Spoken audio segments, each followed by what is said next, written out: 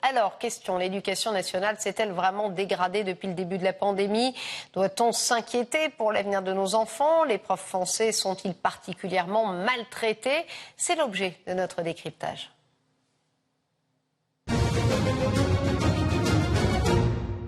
Et avec nous pour en parler ce soir, Alain Tailleux, co-secrétaire du syndicat SNUIP-FSU dans le Nord. Bonsoir Alain Tailleux, merci d'être avec nous. Franz Quatrebeuf, délégué départemental du MoDem dans le Nord également. Bonsoir à vous. Alors un mot tout d'abord, Alain Tailleux, sur la mobilisation. Le syndicat avait appelé, précisément, appelé à battre le pavé pour plusieurs mots d'ordre.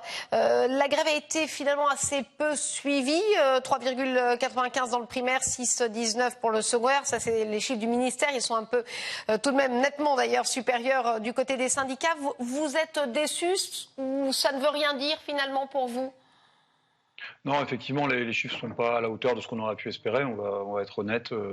On aurait aimé davantage mobiliser. Après, ce n'est pas la première fois qu'on n'a pas une mobilisation à la hauteur de ce qu'on pourrait espérer. Néanmoins, on aura d'autres occasions. Vous avez parlé effectivement du 5 octobre, donc dans le cadre d'une intersyndicale interprofessionnelle. On sera de nouveau dans la rue le mardi 5 octobre. Franz Quatrebeuf, les profs qui, entre autres, évoquent des petits salaires, on les a entendus, des conditions de travail dégradées, voire un mal-être chez certains. Est-ce qu'ils ont raison aujourd'hui de se mobiliser, de faire entendre leur voix, selon vous ? Alors, bonsoir à vous, madame. Tout n'est jamais rose, évidemment, mais je voudrais rappeler, par exemple, les propos tout à fait fondés que tenait monsieur Bobkiewicz, qui est le secrétaire général du syndicat national des personnels de direction de l'éducation nationale, et qui disait, il y a de cela quelques jours, qu'en Allemagne, où les salaires des enseignants sont très supérieurs à ce qu'ils sont en France, il y a malgré tout des difficultés au recrutement. Donc le salaire n'est pas le seul élément qu'il convient d'améliorer. Je ne conteste pas qu'il faille l'améliorer, mais il faut quand même rappeler que les enseignants débutants, les jeunes enseignants, ont gagné à peu près 200 € net par mois entre décembre 2016 et décembre 2021. Donc il y a eu quand même un certain effort. Et je dois dire que j'étais un petit peu navré de ce que j'entendais dans votre reportage quand j'entends que Jean-Michel Blanquer est un ministre réactionnaire. Je suppose, enfin, on a l'impression que c'est simplement parce qu'il demande que les élèves du primaire sachent lire, écrire et compter qu'il devient tout à coup un ministre réactionnaire. Ça me fait de la peine parce que je suis depuis plus de 30 ans enseignant en faculté. J'ai des étudiants qui ont de grosses difficultés d'écriture, d'orthographe, de grammaire, et lorsque je vois le ministre qui s'attelle à cette tâche, je pense qu'elle est tout à fait importante et qu'elle n'est pas réactionnaire. Et de la même manière, lorsque des enseignants disent « on ne veut pas bosser pour toi », écoutez, quand on est enseignant, on ne bosse pas pour le ministre, on bosse pour la jeunesse, on bosse pour l'avenir du pays. Et je suis, vous savez, dans une petite ville, je ne donnerai pas le nom, je me suis renseigné tout à l'heure, une petite ville à côté de Douai où il y a 5 écoles. Sur 5 écoles, il y avait aujourd'hui un gréviste qui était un directeur d'école en tout et pour tout. Et moi, je ne me moque jamais des gens qui font grève parce que c'est respectable et c'est une liberté démocratique, mais je suis heureux de voir que la majorité des enseignants sont conscients des enjeux, de la gravité de la situation et de la noblesse de leur profession. Alain Tailleux, qu'est-ce que vous répondez? Parce que effectivement, Franz Quatrebeuf est un petit peu sur la ligne, en tout cas, du ministre Blanquer, qui dit, j'apporte la précision, c'est pas vous qui l'avez dit, mais effectivement, le gouvernement nous dit c'est une revalorisation historique qui a eu lieu cette année. D'accord, pas d'accord avec ça, Alain Tailleux? Bon, Talleux, excusez-moi. Pardon, excusez-moi, depuis tout à l'heure j'hésite avec ces deux L, je vous remercie. Bon, alors, plusieurs choses à répondre. Bon, alors, moi, pour répondre effectivement à la mobilisation, vous avez raison, monsieur Quatrebeuf, elle est pas la même partout sur l'ensemble du territoire. Je voudrais prendre l'exemple de la ville de Roubaix, où il y a 9 écoles dans lesquelles on a dû mettre en place le service minimum d'accueil. Ça veut dire que dans ces 9 écoles, il y avait plus de 25% de grévistes. Ça veut dire qu'il y a sans doute des disparités. Il y a des endroits où, et la ville de Roubaix est particulièrement touchée et marquée socialement. Et donc, je pense que le malaise enseignant, il s'exprime différemment en fonction des territoires. Par rapport à la mobilisation et par rapport au salaire, effectivement, il y a eu une légère amélioration pour les enseignants en début de carrière. Il faut le reconnaître. La revalorisation historique dont on parle, on ne peut pas considérer qu'elle soit historique. Elle concerne, pour l'instant, les enseignants de 2e au 7e échelon, c'est-à-dire qu'elle concerne à peine un tiers des enseignants. Et on l'a entendu tout à l'heure, hein, c'est à peu près entre 30 et 40 euros par mois. C'est-à-dire que ce n'est pas suffisant pour rattraper la situation du salaire des enseignants en Allemagne. Alors effectivement, des problèmes de recrutement et qui ne sont pas forcément liés qu'au salaire. Je suis entièrement d'accord avec vous. D'ailleurs, je vais même vous dire quelque chose. En fait, on s'aperçoit que nous, syndicalement, on a beaucoup de mal à mobiliser les collègues quand on parle de salaire. Parce que les collègues avec qui on travaille ne sont pas des gens qui décident de faire carrière pour faire fortune. Ce n'est pas un métier où on est riche. On est à l'abri de la fortune et de l'infortune quand on est enseignant. C'est-à-dire qu'effectivement, on a une situation où on ne s'en sort pas trop mal, sauf que c'est de moins en moins évident. Et la raison pour laquelle il y a une crise de recrutement, c'est-à-dire que pour donner un ordre d'idée, pour un poste au concours de professeur des écoles, il y a une dizaine d'années, on avait 5 candidats. Aujourd'hui, il n'y a plus que 3 candidats.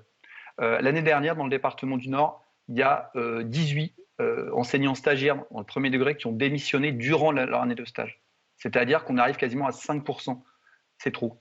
Le nombre de démissions a été multiplié en 10 ans, a été multiplié par 4. On arrive à quasiment 1400 démissions par an. C'est trop. Et ça a des conséquences sur le terrain, parce que du coup, effectivement, il nous manque des personnels.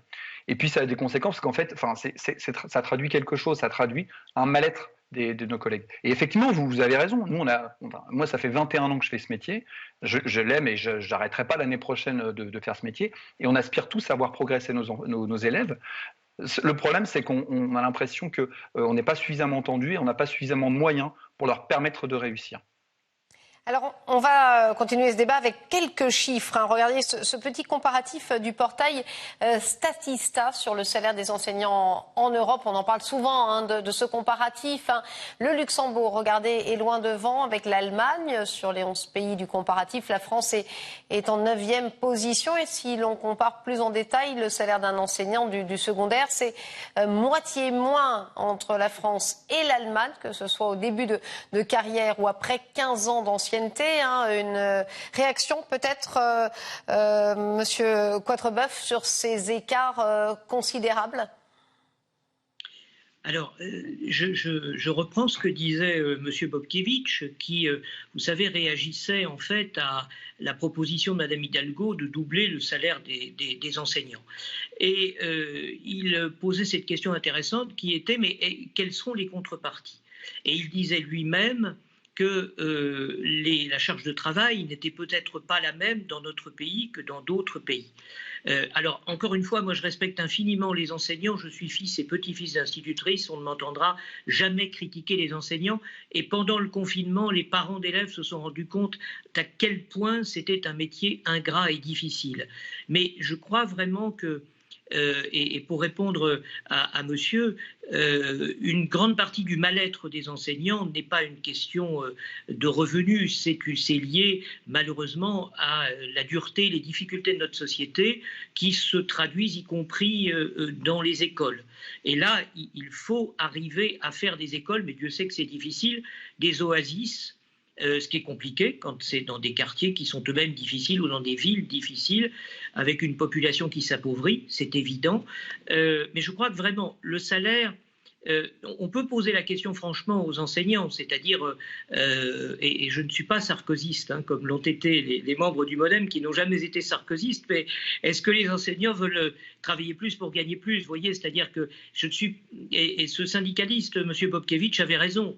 Est-ce qu'en Allemagne, ils ne travailleraient pas plus? Est-ce qu'en France, ils sont prêts à travailler plus? On n'a rien sans rien.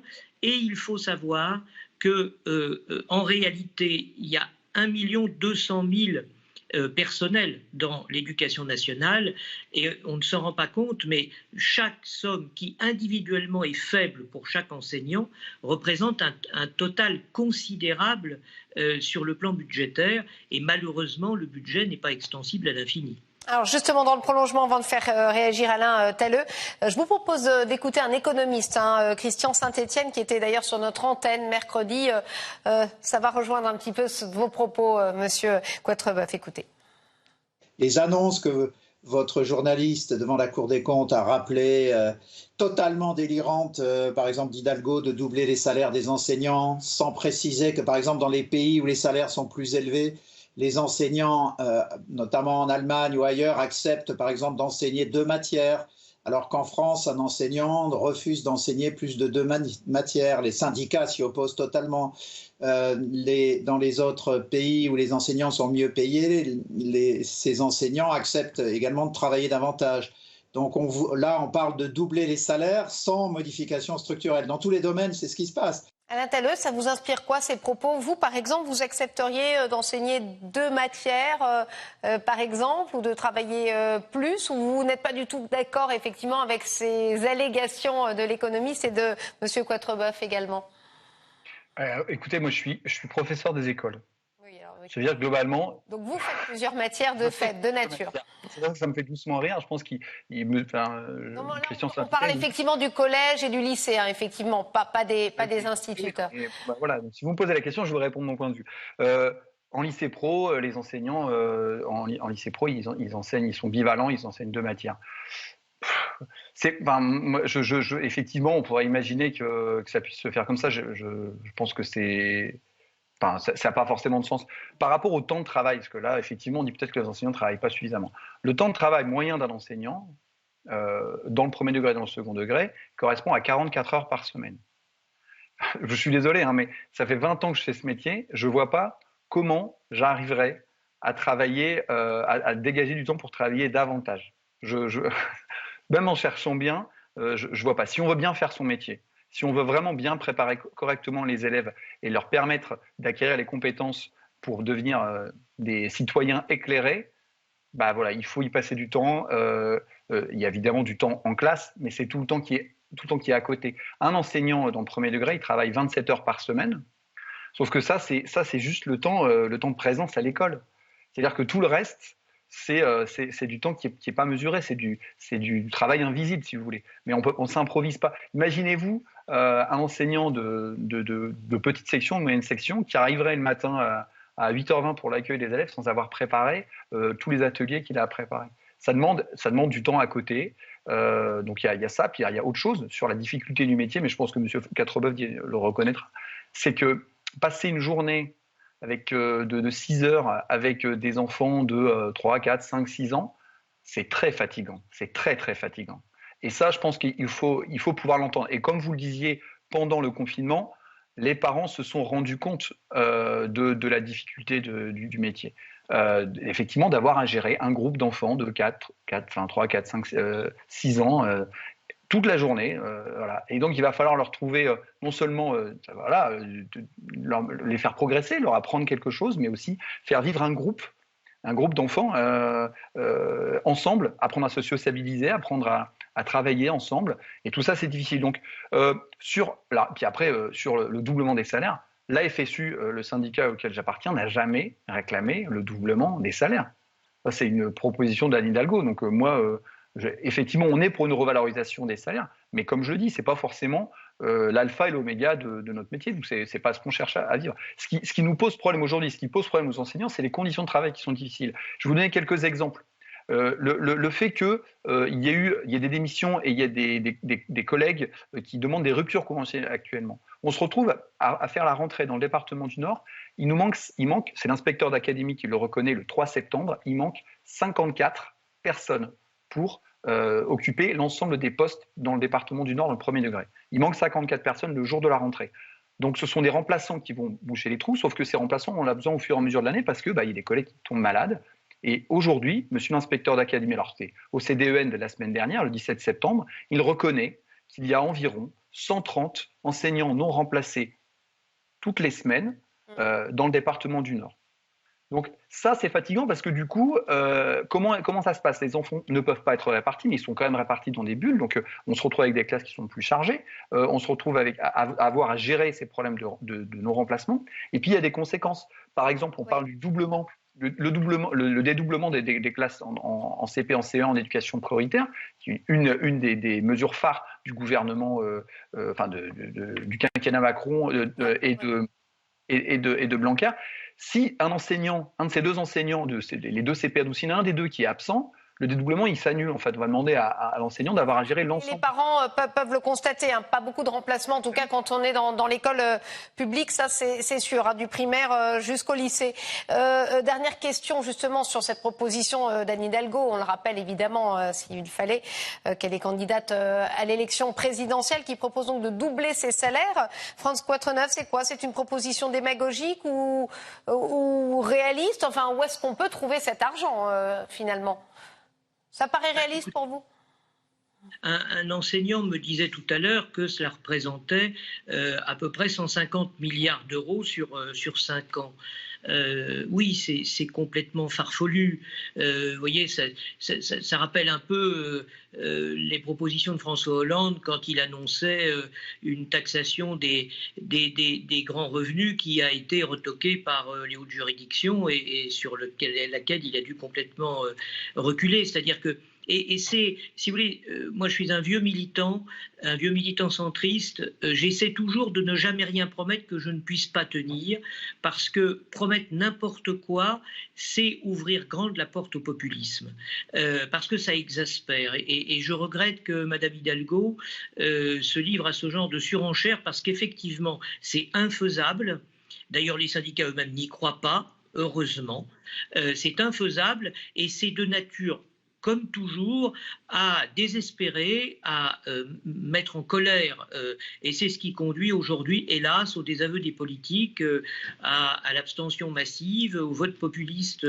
Et je regrette que Mme Hidalgo se fasse le fourrier du populisme. Je le regrette vraiment. Merci en tout cas à tous les deux, France Quatrebeuf, Alain Talleux, d'avoir été avec nous en direct sur RT France pour ce face-à-face. Merci.